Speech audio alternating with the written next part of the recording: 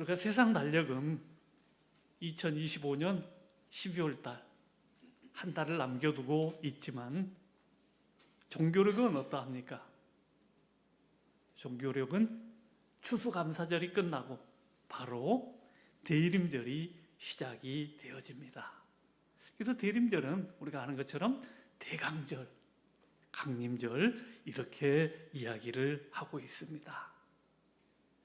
이 대림절에는 조금 전에 우리 지수지 집사님 나오셔서 촛불 켰지만은 5개의 촛불을 준비합니다. 첫 번째는 애언의 초, 희망의 초고, 두 번째는 베들레헴의 초, 평화의 초, 세 번째는 목자들의 초, 네 번째는 천사들의 초, 그 다음에 5번째는 하얀 초, 가운데 있는 하얀 초는 세상의 빛 대신 우리가 예수님을 상징하기 위하여 가운데 흰 초를 성탄절 때 켜게 되는 것입니다. 이 사항은 초대교회부터 교회가 계속적으로 지켜오는 그러한 사항이 됩니다. 그래서 성탄절을 바로 앞둔 그 주일에는 붉은색 초를 점하는데 이것은 예수님의 사랑을 나타내고 있습니다. 25일 우리가 성탄절 때에는 가운데에 하얀 초는 세상의 빛으로 오신 주님을 상징합니다. 이러한 사항을 이해하고 다음 주부터 나오셔서 촛불 점화하실 때 기도하면서 잘 동참해 주시면 감사하겠습니다. 우리가 대림절, 대강절, 이 뜻은 누가 도착한다, 기다린다, 이러한 뜻입니다. 사랑하는 성도 여러분, 여러분은 누군가를 간절히 기다려 보신 적이 있으신가요? 공항에서 가족을 기다리는 모습이나 아니면은 공항 택시 우버 운전사가 이름을 딱 써가지고 팻말을 들고 있는 모습이나 아니면 오늘 아침에도 양로원에 다녀왔지만 양로원에 가보면 어떠합니까? 일체어를 타고 나와서 로비에서 누군가를 기다리며 고개 떨고 잠들어 있는 노인의 모습을 보면서 저분은 과연 누구를 기다릴까? 누구를 기다릴까? 사랑하는 아들을 기다릴까? 사랑하는 딸을 기다릴까? 누군가는 기다리고 있을 터인데 하는 모습을 생각해 보곤 합니다. 자, 대림절, 우리도 누군가를 기다려야 되겠죠? 우리가 읽은 본문은 시므온 할아버지와 안나 할머니를 소개해 주고 있습니다. 당시의 상을 한번 생각해 보십시오. 구약의 말라기 선지자 이후에 어떠한 선지자의 말씀도 없었습니다. 말씀이 선포되지 않는 이 암흑 기간은 무려 400년 동안이나 지속이 되어집니다. 나라는 로마의 통치를 받고 있습니다. 희망이 넘치기보다는 하루하루 살아가는 것이 너무나도 힘겹습니다. 다들 어서 속히 그렇게도 기다리던 메시아가 오겠으면 좋겠다는 그러한 시기입니다. 이러한 시기에 희망의 아이콘 시므온과 안나 선지자가 등장을 합니다. 이 두 사람의 공통점은 성전에 나가서 기도하며 기다린 사람들이라는 것입니다. 요셉과 마리아는 아기 예수를 낳고 정결 예식을 치르기 위하여 성전에 올라갑니다. 당시의 율법대로 아들을 낳으면 40일 만에 올라가고 딸을 낳으면 80일 만에 성전에 올라가서 정결 예식을 거행해야만 했습니다. 정결 예식을 드리기 위해서는 부자는 어린 양 한 마리를 드렸고, 가난한 자는 산비둘기 한 쌍이나 집비둘기에서 집에서 키우는 집비둘기 2마리를 가지고 올라갔던 것입니다. 오늘 본문이 이 사항을 일러주고 있어요. 그렇다면 우리 먼저 한번 시므온 형제를 한번 생각해 볼까요? 시므온 형님 또는 시므온 오빠가 되겠죠. 25절에 이렇게 말합니다. 예루살렘에 시므온이라는 사람이 있으니 이 사람은 첫 번째 어때요? 의롭고, 두 번째는 경건하여, 세 번째는 이스라엘의 위로를 기다리는 자라. 성령이 그 위에 계시더라. 지금 25절에 시므온을 뭐라고 소개합니까? 그는 의로운 사람이라고 소개합니다. 제가 얼마 전에도 말씀을 드렸죠. 성경이 말하고 있는 의가 무엇인가? 성경이 말하고 있는 의는 다른 것이 아닌 하나님과의 관계가 맺어질 때 너는 의인이야. 그러므로 이 의는 우리가 율법을 지킴으로, 율법을 행위로 얻어지는 것이 아니라 하나님이 의롭다고 여겨주시는 것이라고요. 그래서 우리가 잘 아는 아브라함이 여호와를 믿으니 여호와께서 이를 그의 의로 여기시고, 창세기 15장 6절이죠. 우리는 이것을 교리적으로는 뭐라고 말합니까? 칭의, 칭의. 너는 의인이야.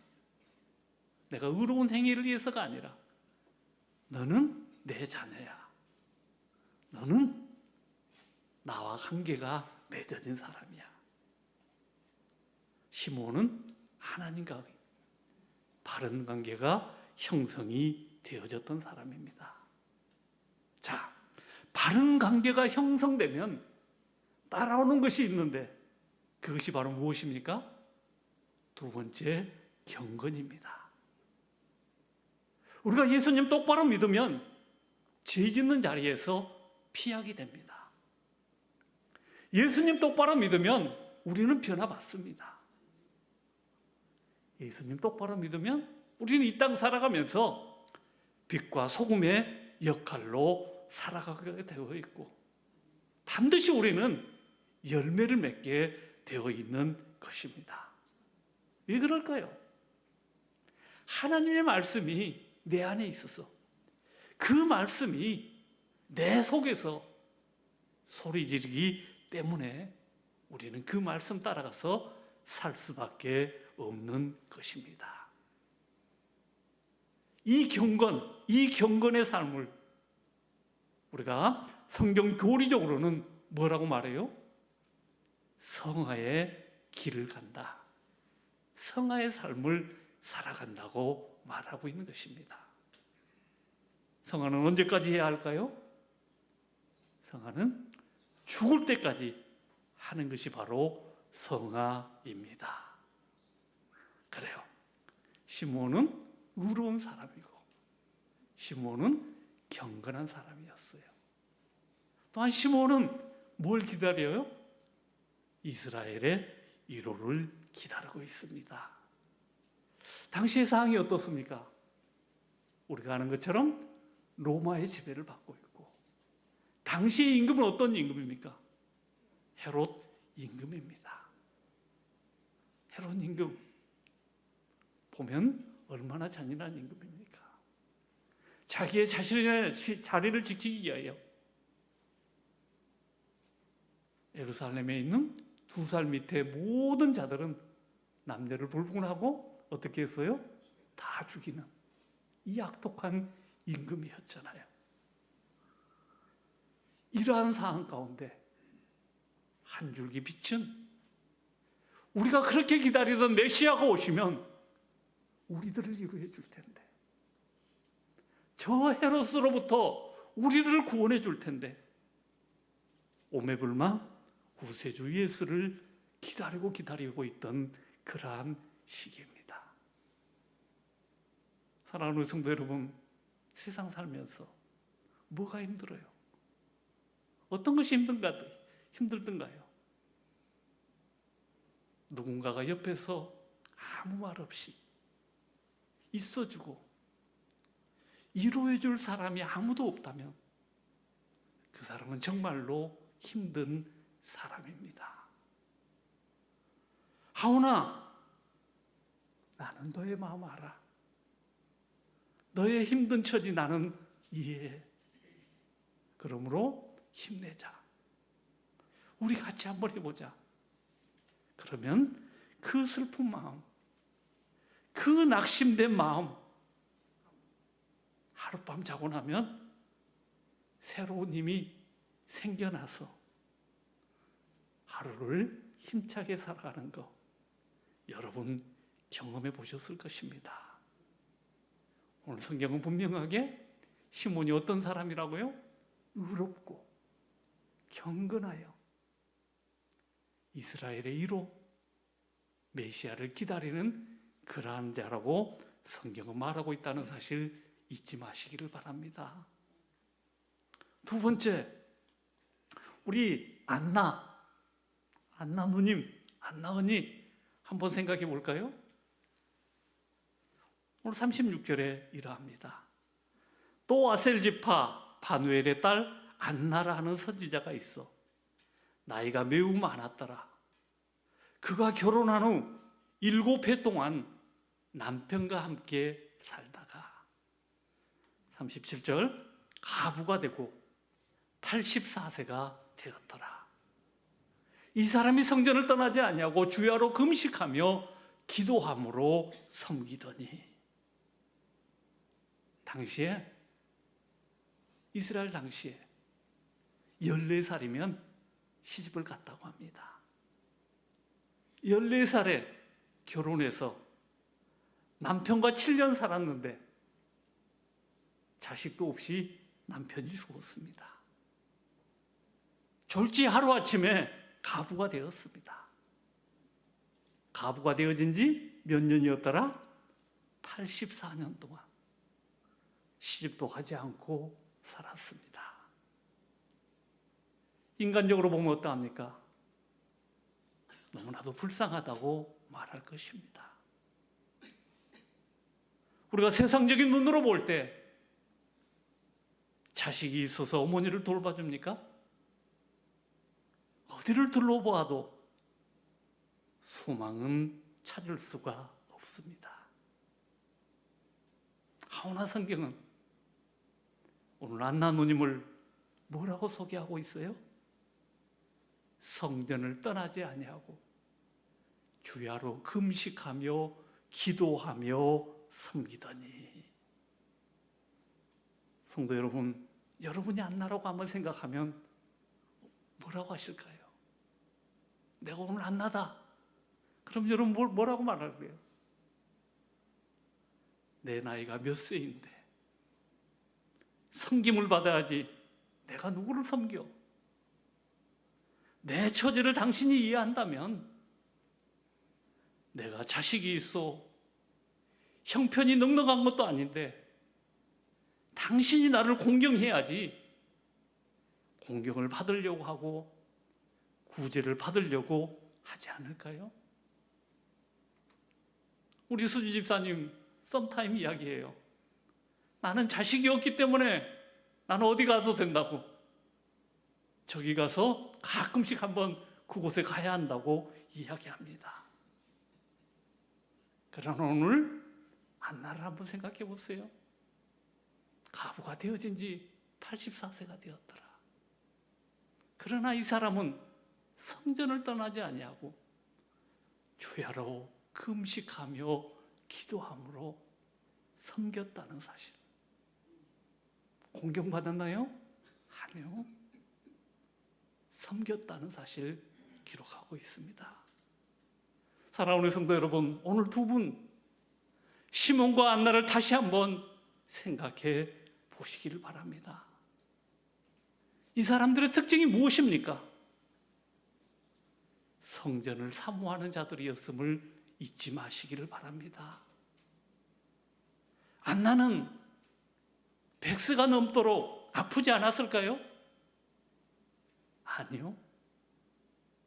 100세가 넘었기 때문에 눈도 잘 안 보이고 허리도 굽고 다리도 아팠을 것이고 귀도 잘 들리지 않았을 것입니다. 그럼에도 불구하고 성전을 떠나지 아니하였다는 사실을 기억하시기를 바랍니다.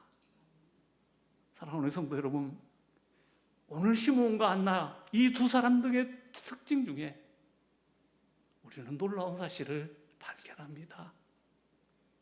그것은 사명이 목숨보다 귀하다는 사실 잊지 마십시오. 우리 같이 한번 할까요? 사명이 목숨보다 귀합니다. 그래요. 오늘 28절에 이렇게 말합니다. 시므온은 아기를 안고 하나님을 찬송하여 이르되, 29절에 주제여 이제는 말씀하신 대로 종을 평안히 놓아 주시는도다. 아기 예수가 성전에 올라왔어요. 부모가 정결례식 치르기 위하여 아기 예수 데리고 왔어요. 그랬던 시므온이 아기 예수님을 안고 하시는 말씀입니다. 한마디로 시므온은 어떤 마음이 있었어요? 예수님을 보기 전에는 내가 죽지 아니하리라. 이것이 시므온의 사명 아니었습니까? 예수님을 보기 전에는 나는 죽지 아니하겠습니다. 안나도 마찬가지입니다. 안나의 사명도 성전을 떠나지 아니하고 주야로 금식하며 기도함으로 섬기더니 누구를 성전에서 뵙니까? 아기 예수를 성전에서 뵙게 되어지는 것입니다.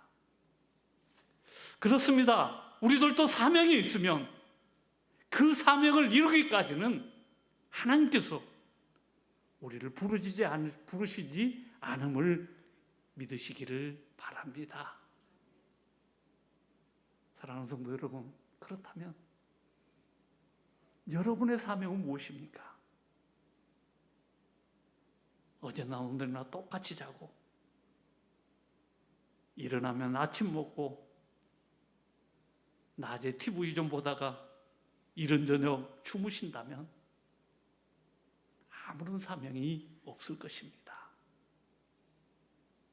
하나님이 왜 나를 이토록 살게 하실까? 다시 한번 생각하시면서 사명을 찾을 수 있는 저와 여러분 되기를 바랍니다. 안나는 100세가 넘었지만 그가 뭐예요? 주의 성전에서 기도함으로 섬겼다는 사실. 안나는 기도가 사명이었습니다. 안나는 기도가 사명이었어요. 오늘부터 당장 시행해 보시기를 바랍니다. 기도는 내가 하지만 역사하시는 이는 누가 하신다고요? 성령님이 역사하시고 하나님이 함께 하십니다. 아멘. 아멘. 시므온과 안나의 공통점, 이들은 성령님이 함께 했다는 사실을 잊지 마시기를 바랍니다. 시므온 대제사장도 아닙니다. 시므온 선지자도 아니었습니다. 안나는요, 인간적인 눈으로 볼 때는 참으로 불쌍한 사람입니다. 그러나 성령님은 누구와 함께 하시나요? 성령님은 하나님의 말씀대로 살아가는 자에게 함께 하신다는 사실을 잊지 마시기를 바랍니다. 사랑하는 성도 여러분, 우리 대림절 첫 번째 예배를 드리면서 기다림, 기약이 있는 기다림은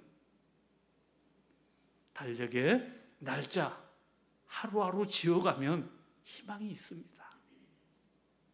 하오나 기약이 없는 기다림은 우리들을 쉽게 포기하게 만듭니다. 하오나 성경의 기다림은 어떠한 기다림입니까?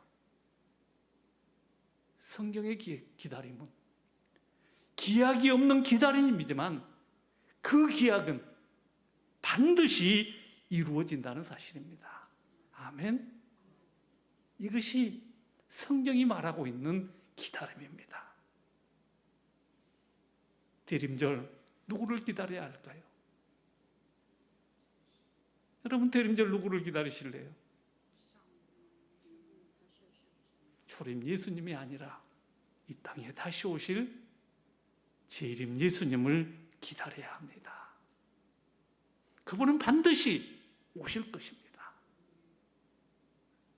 그래서 우리가 구원은 우리가 예수님을 믿음으로 예수님을 나의 구세주로 인정하면 우리는 뭐 받는다 그래요? 구원받는다고 말합니다. 그래서 구원은 얼레이디 우리가 믿으면 구원받습니다. 그러나 그 구원은 그걸로 끝나나요? 아니요. 난 옛 아직 완성되지 않은 것입니다. 그러므로 날마다 우리는 어떻게 해야 해요? 성령님과 함께 성화의 길, 경건의 삶으로 나아가야 하는 것입니다. 이것이 성경이 말하고 있는 구원입니다. 우리가 믿을 때 하나님의 자녀가 되고 믿을 때 의인이 되고 믿을 때 우리는 구원받지만 그 구원이 완성됐다고요? 아니요. 난 옛 날마다 말씀으로 이기고 날마다 우리는 뭐 해야 할까요? 사탄 마귀와 싸워서 말씀으로 우리를 복종시켜야 하는 것입니다. 사랑하는 성도 여러분, 시므온 한나처럼 사명자로 이 땅을 살아갈 수 있는 복음의 성도님들 되시기를 주님의 이름으로 축원합니다. 기도하겠습니다.